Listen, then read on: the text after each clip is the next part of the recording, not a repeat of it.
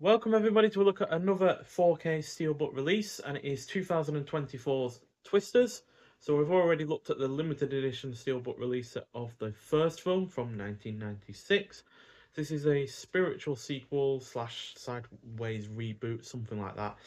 But it doesn't feature any of the same characters from the previous film, so I guess you could call it a reboot, but then it's also a kind of a sequel because it's evidently set in the same kind of world due to certain elements also being present. But still, it's directed by Lee Isaac Chung, who I've not seen anything else from before. Did plan on watching at least one of his directorial efforts before seeing it, but I didn't get around to doing so. So it's a disaster film, clocking in at 122 minutes long, had a budget of $155 million, and had a box office return of 371 million. So yeah, the budget has gone up over the prior film, but the box office return has also come down by about 120 or so million. So yeah, whether or not it's been a success or not is hard to say. I hope it has been though, because yeah, I am a big fan of the disaster genre, and the last thing I want to see is that kind of genre once again fall out of favour. So it stars Daisy Edgar-Jones, who I've not seen anything else from before. Also Glenn Powell, who was in likes of Top Gun, Maverick, and Devotion. Weirdly similar films in terms of their the whole setting, because they're both set during a in like kind of air combat kind of scenarios. But Top Gun's modern setting, whereas Devotion is set during the Korean War, both same year that they came out. So really rather interesting that it was in both of those. Also stars Anthony Ramos, who was in the likes of The Bad Guys and Transformers: Rise of the Beasts. So as storm season intensifies, the paths of former storm chaser Kate Carter and reckless social media superstar Tyler Owens collide when terrifying phenomena never seen before are unleashed.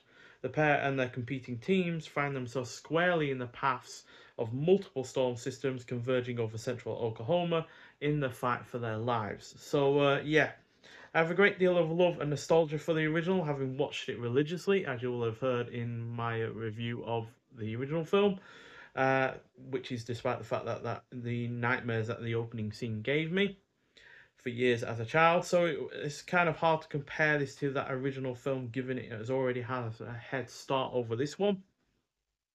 But ultimately, I was pleased how successfully this sets itself apart from the first effort while still feeling similar in certain ways.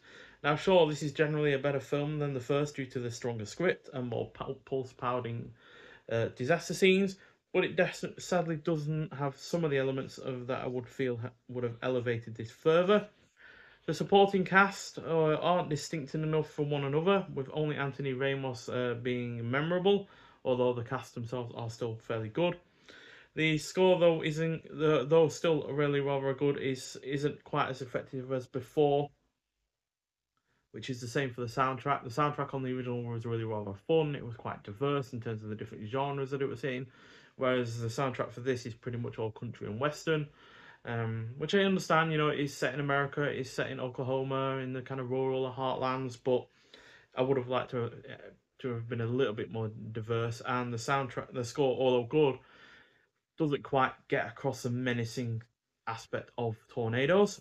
The opening scene is also nowhere near as scary, and I don't feel there is more that much chemistry between the two leads, whereas there was quite a great deal between Helen Hunt and Bill Paxton in the original. Thankfully, those issues are relatively minor because this is on the whole entertaining while pulling no punches in terms of people uh, dying or having injury detail, which again was not quite the case for the original film. I think only two people, three people died in that original film.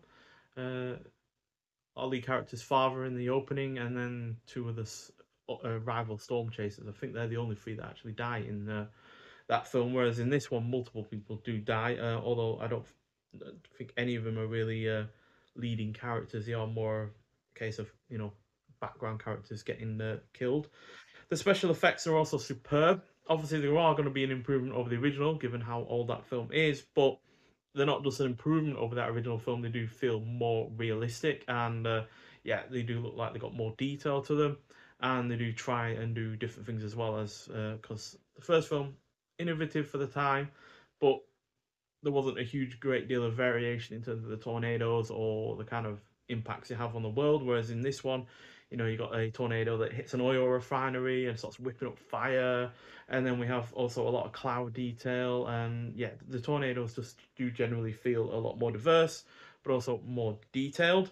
The sound design is also well done. It really does get across the sound that the tornadoes have. A lot of people say when a tornado is approaching, it sounds like a locomotive going past. The whole that kind of thing, just coming towards them, and it does get across that sound detail really rather nicely. The plot is overall engrossing. There is some decent tension. The cinematography is on point, and although scientifically it may not be fully realistic, it does sell itself convincingly in terms of the kind of goals that the chasers are trying to do in terms of nullifying the effects of a tornado. So yeah, overall a mightily impressive film. I'm not going to give it as high as a score as I did with Twister, which gave 4.5. Purely because, like I said, that does have some elements that work better than this, and it does have the head start in terms of being nostalgic and, yeah, having seen it numerous amounts of times. But this release itself does have a element over that release that we already talked about, and that is in the artwork department. Because even though the Steelbook with that limited edition does have the original artwork, the box that it comes with has new artwork, which I'm not a particular fan of. Whereas this, yeah, I really do like the artwork with this. The vehicle is a prominent vehicle in the film. It's throughout most of it, and then obviously you got the tornado in the background. So yeah, really nicely done. And then we also have a tornado on the back as well. And then inside you got your two discs. So we've got your 4K and your Blu-ray. I've only viewed the 4K, and the 4K itself does look fantastic. Really does get across the special effects, the cinematography, and the sound design really, really rather well. And we also have special features on the disc itself. So we've got deleted scenes, gag reel, behind the scenes featurettes, which include the likes of tricked out trucks. So it looks at the trucks that are in the film. Obviously, we've got the one on the cover there, which has like drills that go into the ground to help secure the truck. But there's also the rival team that are using, I think, the Dodge Rams. But I can't quite remember entirely. Then we've also got voice of a villain, which is basically talking about the sound design about the tornadoes. Front seat to a chase, so you know the whole cinematography. I believe that is about. Then we've got Glenn Powell All Access, so he's obviously become quite a big name in the last couple of years.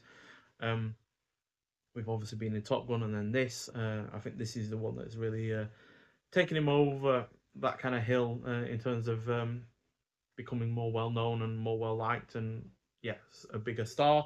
Then we've got Into the Eye of the Storm, and finally Tracking the Front's The Path of Twisters. So yeah, overall a fantastic film. Like I said, 4 out of 5. Easily one of my favourite films of the year. Was a real joy to see it in IMAX, and this 4K does the film justice, even with it being on a much smaller screen. And yeah, highly, highly recommend it if you've not seen it so far. I know the box office hasn't been huge, so obviously not a lot of people have seen the film, which is a great shame because as far as disaster films of the modern era go, it's definitely one of the best, if not the best, that I've seen so far. So yeah, but nonetheless, if you have seen the film, I'd like to hear your thoughts on it. And yeah, thank you for watching, and I'll see you in the next one. Bye.